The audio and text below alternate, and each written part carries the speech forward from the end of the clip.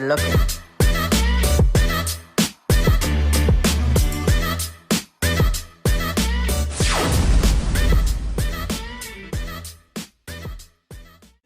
Hi everyone, and welcome back to Parts Cannon Garage. I'm Jay, and this is Small Test Boat. If you're wondering why it's Small Test Boat, it's because we also have a big test boat.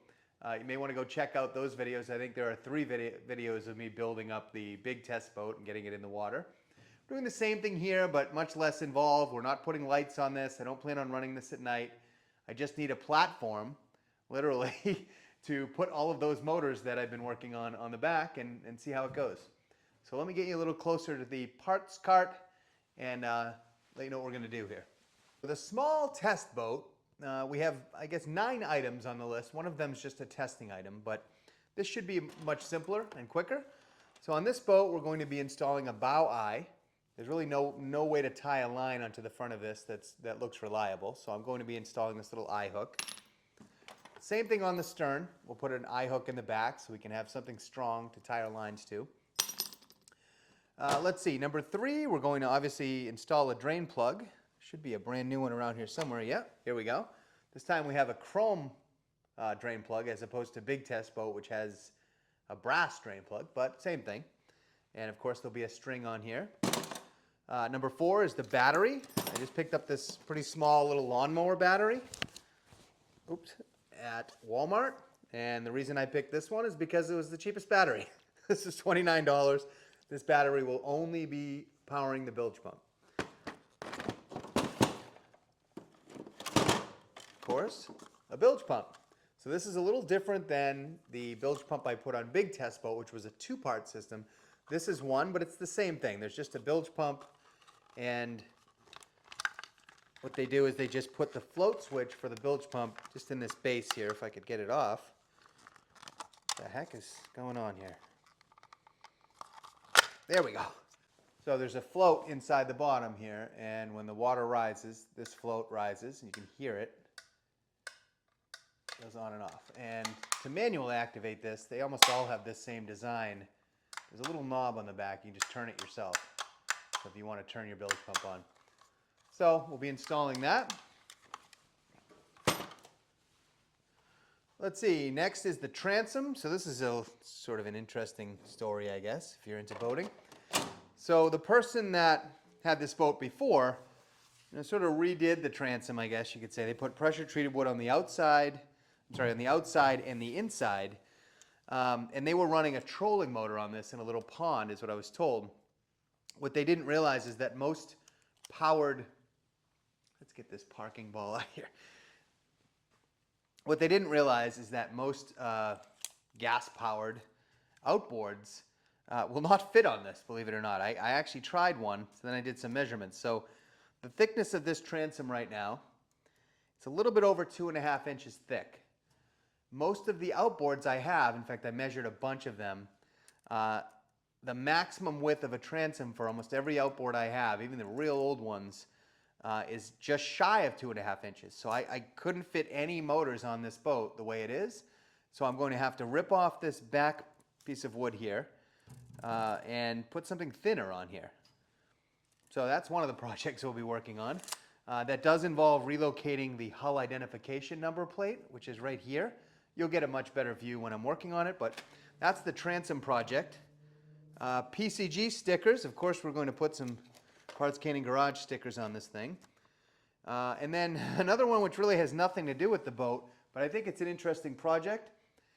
This is a flat bottom boat. And when you put a flat bottom boat on a trailer that has just 2 flat bunks on it, that's what the little padded parts of trailers are called, bunks. That's what the boat sits on.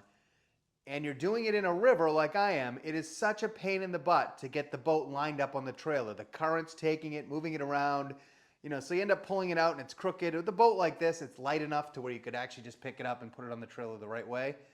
But it's still a pain. So what I'm going to put is trailer guides on this trailer. And in order to do that, I just have a couple pieces of this kind of angle iron, just scrap metal basically that I had laying around.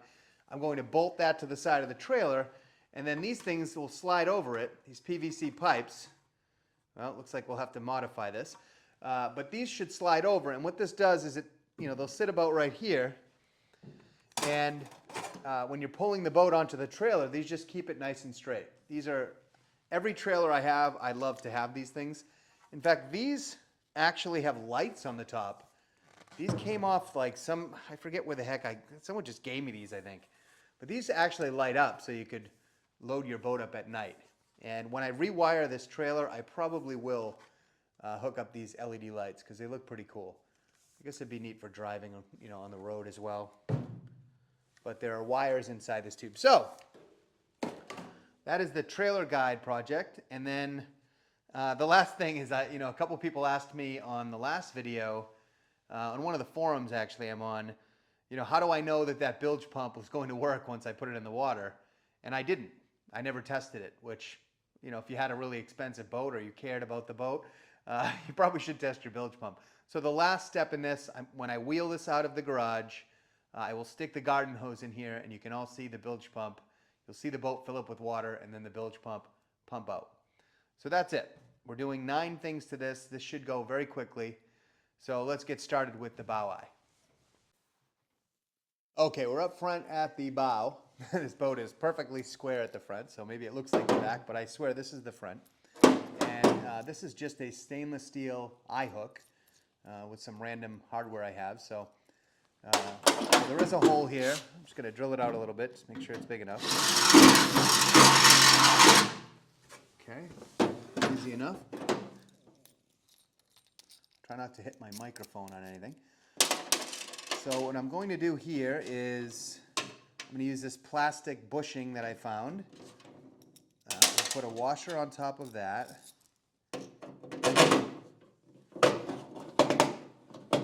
Okay, it's coming through the bottom. I'm going to put a washer on the bottom. I'm going to put a lock washer after that.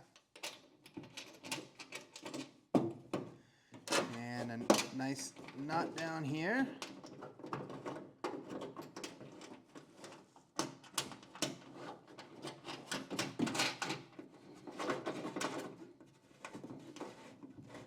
Okay. Use this screwdriver to turn it and this adjustable wrench to keep the nut from turning. Just gonna crank it down.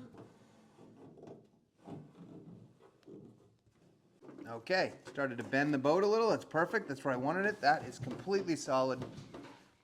Bow eye complete. Okay, for the stern eye, you know, I'd like it to go through the transom. And I just realized I'm going to be taking this piece of wood off and replacing it. So let's pause the stern eye project until we do the transom. Okay, next on my list I have drain plug. So I'll keep the camera where it is. So I always tie a string onto my drain plugs and usually screw them onto the transom somewhere so we don't lose it. In this particular case, again, I think I have to wait for the transom to be complete. Let's do the transom first. Yeah, the more I look at this, the more I hate this. So we're going to pull off this piece of pressure treated wood, put it in the scrap pile. Let's drill out these rivets and take the hull identification plate off, and we'll put that back on later. And we'll put a thinner piece of wood here. Okay, looks like maybe just a bunch of wood. Okay. That's a deck screw.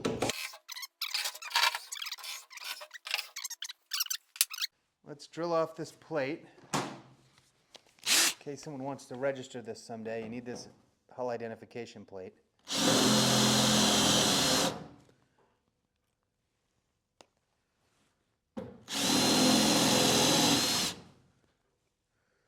Okay.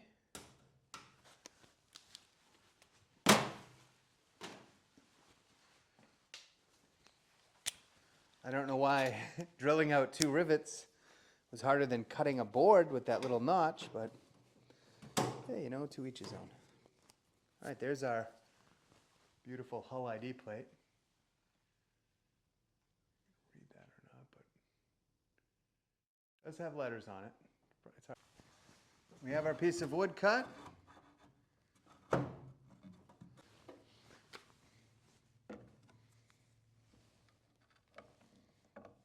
Put one right in the center to get us started.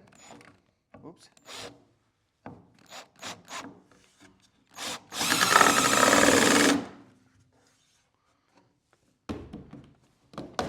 Okay.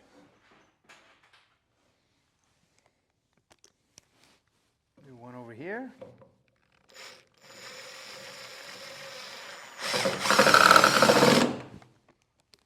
One over here.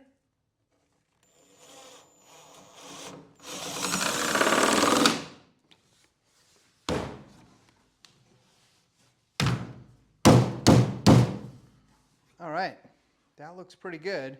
All right, a couple pan head screws should allow us to attach this hull ID plate. Usually I see them on the right side of a boat, so I'm going to put it over here. Let's put it down a little so it doesn't get damaged. Okay, maybe a pan head was not right. Okay, so you get the idea. Not too exciting.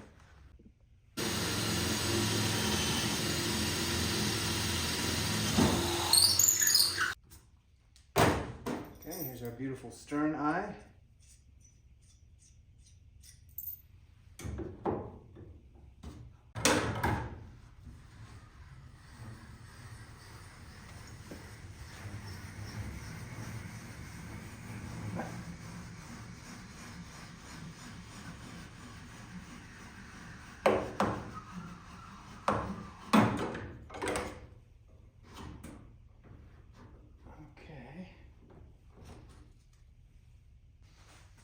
On this side, we'll put our washer, our lock washer, and a nut.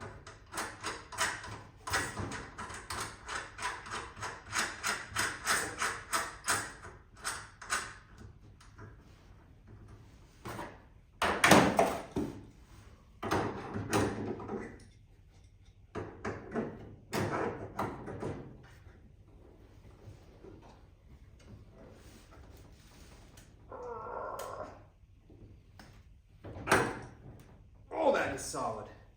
Okay, for this one, this should be pretty straightforward. Okay, let's tie this around our drain plug.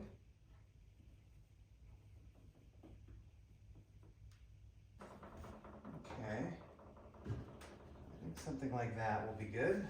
So we cut enough for a knot. Melt this end.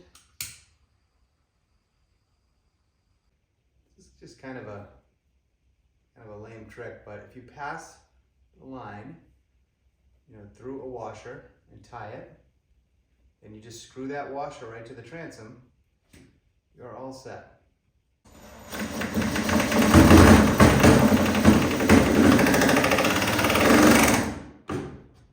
Done. Okay. Leave that out for now. Okay, this is the final placement that I decided to go with for now. I may regret this, but I'm going to put a strap around this battery and just use some self-tappers to just tap it right into the back of this bench. And I'm going to put the bilge pump at the very back center of the boat. It's a flat bottom boat, so it doesn't really matter. In fact, it may be more effective in the corner, but I like things symmetrical, so we're going to put it right there. I'm going to run this wire up right here and disconnect it. Should be pretty simple. So you're going to see me next clean underneath that with some acetone, scuff it up with a sanding pad, and then move on to epoxy. Here we go.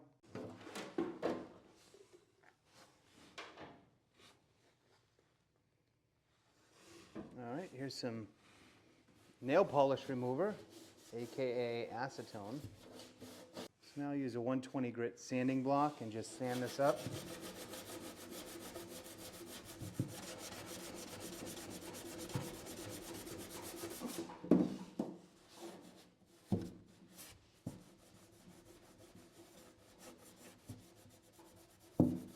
Okay, great. I just wanted to get some raw metal showing. I'm using JB Weld Clear Weld. Now I have never done it this way before. I always pre-mix, in a little plate or something, and then use it. But I've seen people on YouTube just mix it in the spot they're using it, which seems crazy to me, but now let's try it. So I'm going to put about the size of a dime right there, and that is the hardener. And then right next to it, same size blob of resin. Okay.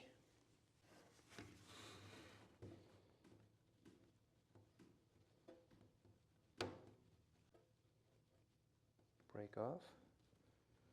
Okay, the chemical reaction is definitely happening because it smells like a dumpster fire. And we're going to have it this way. Push this down right here.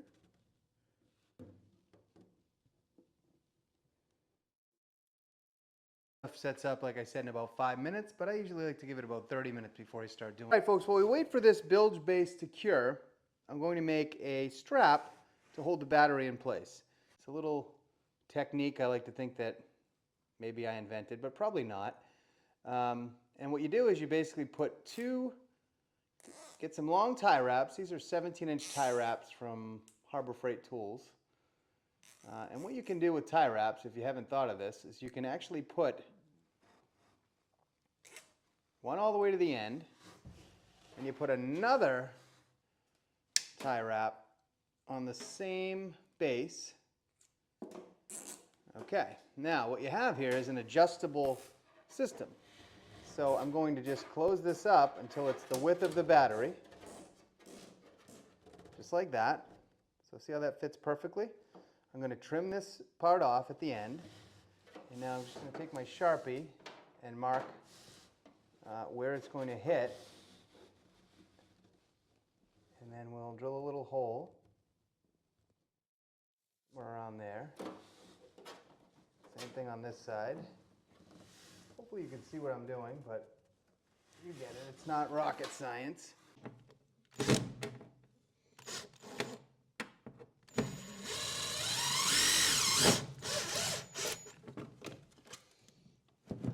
Okay. Tighten these both. Look at that. That battery will not move. Now, should you do this to your $100,000 Boston Whaler? No, of course not. This is a terrible way to do this. But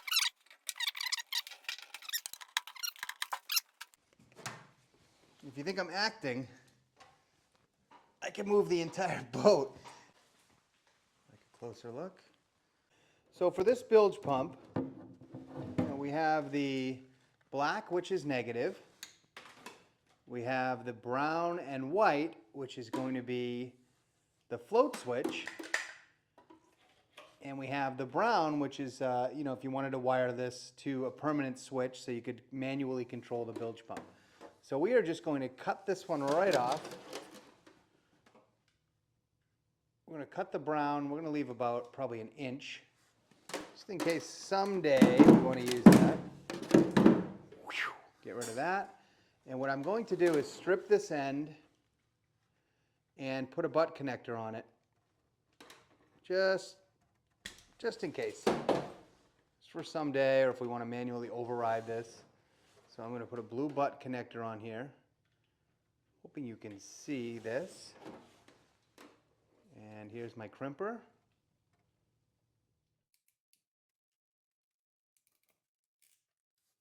Okay. All right, that's solid. I'm going to use my little torch here to shrink that up. There we go.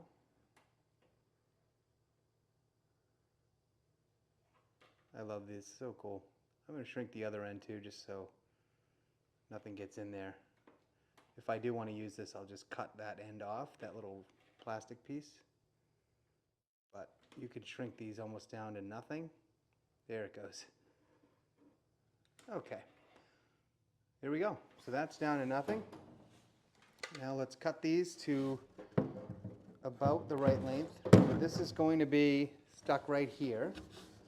So you can see this outlet is going to be right about there. So I'm just going to have it backwards. That's kind of close enough for now. And we're just going to run along the bottom of the hull here. Okay. So then this black wire is going to come up and go to negative. The brown and white, we are going to put a fuse on it. So about right there. Cut that. Strip back about 1/4 of an inch.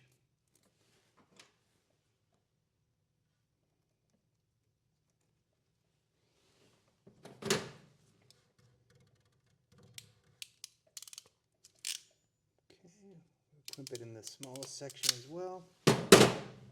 Okay, feels good. There's no play in there. So now, these are my battery connectors. This hardware probably costs more than the battery. All right, so the reason I used a wing nut here is because this is going to keep coming in and out of the water, and I may want to disconnect the battery frequently, or I may want to add something later. Why not?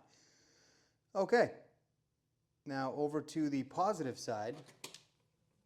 For this side, we're going to cut back a little earlier. We are going to put this fuse in line. So let's get this ready. The way these come is just a continuous loop, so you cut them in the middle. I have a 10 amp fuse in here somewhere. Here it is. Is plenty. This wire is rated up to 30 amps, depending on the length, of course. So 10 amps is very safe. Very conservative.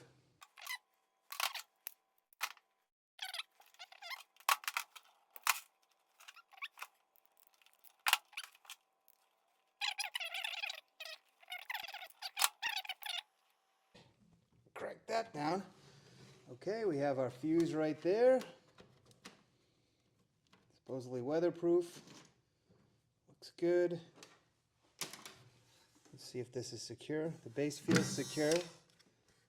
It's working. I didn't mean to test it, but there's our float switch. It is working. So let's plug this in.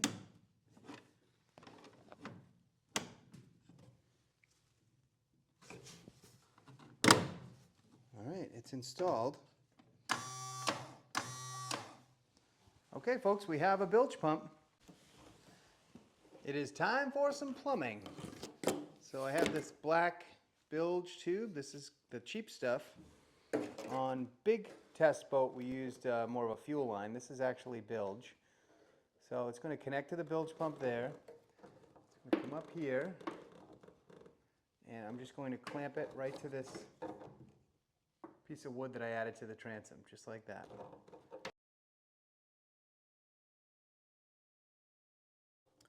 So this is a little stainless hose clamp that I found. It's been used many times. It's pretty beat up looking.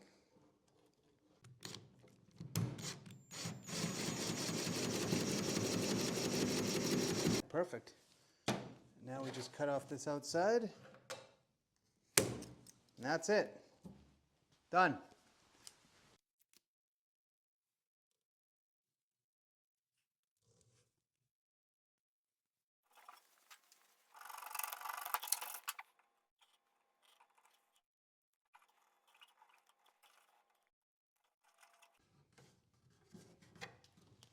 Okay. Okay, on to our quick and dirty trailer guides. What I'm going to do, should probably remove this light. Hey, free light bulb.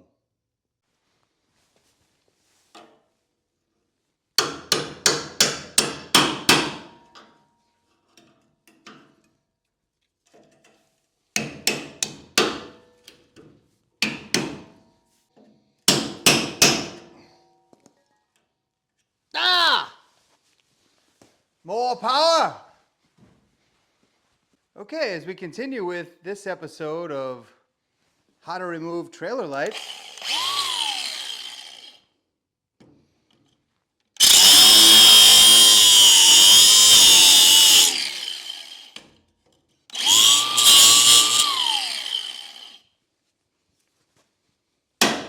Yay! Okay.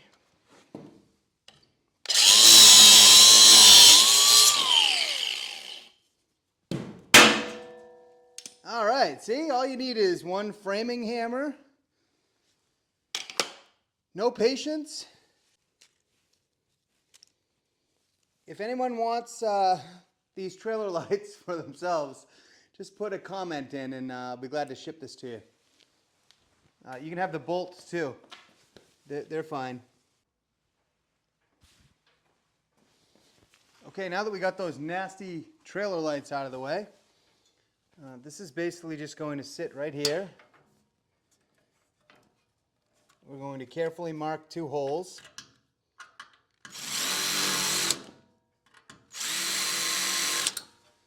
We're going to drill straight through this frame, and then using these galvanized bolts, just going to go straight through and hold this up.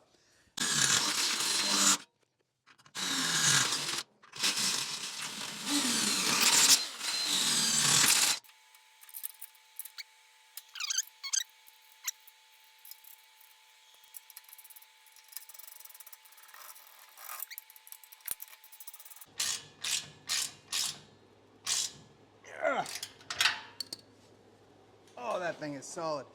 Okay, now this piece of PVC is a little too small for this. So we are going to bend this piece of metal, channel locks.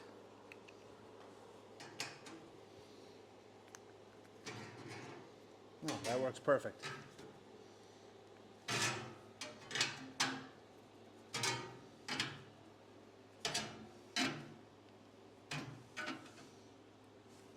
Okay. It's not pretty, but you're not going to see it.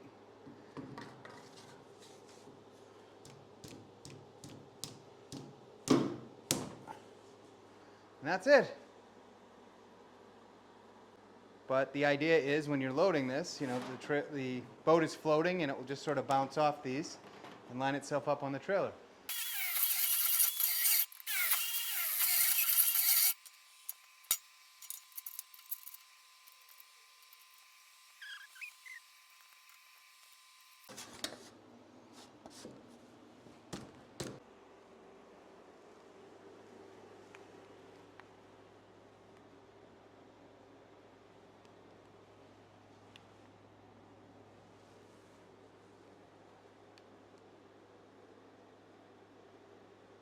Okay.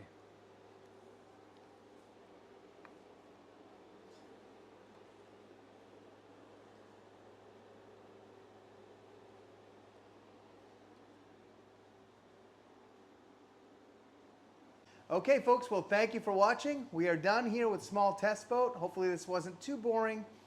In the morning, I am going to throw a hose in this and flood it so you can see the bilge pump working.